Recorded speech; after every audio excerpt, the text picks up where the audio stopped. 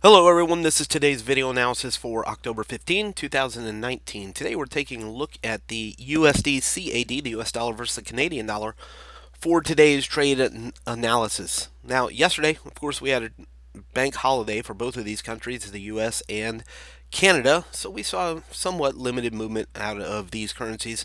But today we happen to be running into a resistance level that I think bears noting for the day today. Of course, late last week we saw the dollar sell off, which gave this a pretty decent sell off as well here on the dollar CAD, falling from the 1.3330 level up here, orange zone, down to the pink zone, 1.3210, 3195. So made a little bit of a rebound yesterday as we did have limited trading activity, a little bit of a rebound from 3210 back to 1.3240, which is the yellow shaded area. Something that's interesting there also is the moving average, the green moving average, which is the 100 period simple moving average applied here to the daily time frame.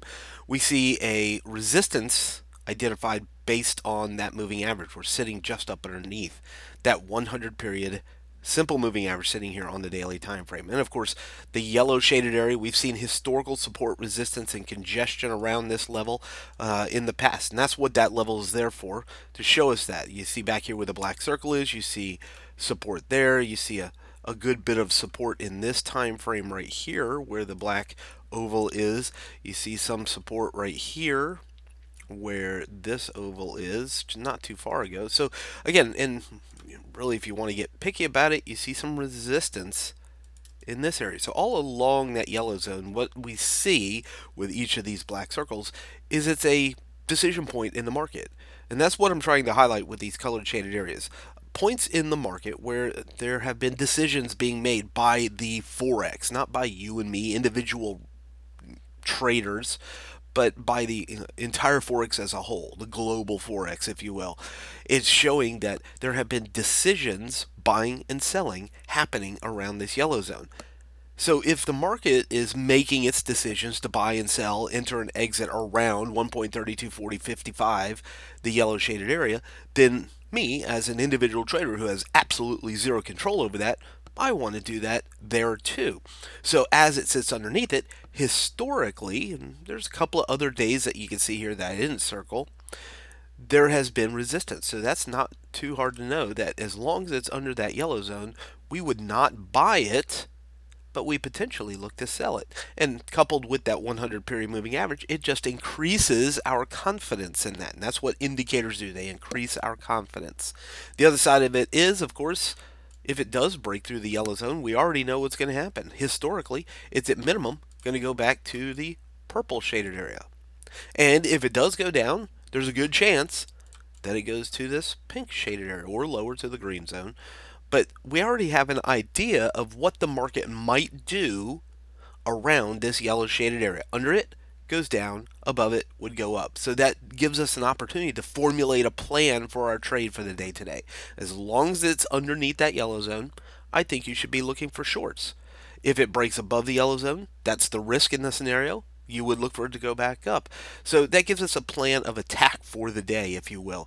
So one other thing I want to do, let's take Fibonacci. Again, every indicator, even Fibonacci, is there to improve our confidence in a potential outcome. So let's take Fibonacci just from the last high, just a couple of days, about 4 days ago. Last high down to the current low. And in taking Fibonacci of that range, we find the 0.382 Fibonacci retracement level lives right here at the bottom of the yellow zone, 1.3237, which we could call 40. If you really want to get picky about it, you could take it to this high here, and it puts it at 1.3238, which gets it even a little closer to that yellow zone. So now we have the 0.382 Fibonacci retracement level there. We know we have the 100 period moving average there. We know historically the yellow shaded area is a decision point where the market either finds resistance and goes down or breaks through and goes up. It gives us an opportunity, once again, to make a trading decision. Either we're selling under the yellow zone to go down or breaks through the yellow zone to go up. We'll couple in some other factors later on in the trade room. What is the US dollar doing, the dollar index doing today? What is crude oil doing today? Because that can have an impact here on the dollar CAD as well. So we'll look at those two factors during the trade room. But today we're looking for that short setup under the yellow zone. Let's take it one quick peek down here to the 4-hour time frame. There it is. Same yellow shaded area. Nothing really new here on the 4-hour time frame. Same yellow zone. We can see the price action that happened around that yellow zone right here in the black circle. So again, it doesn't really change our thoughts. It just says we get a little detailed view here. We would look to go short.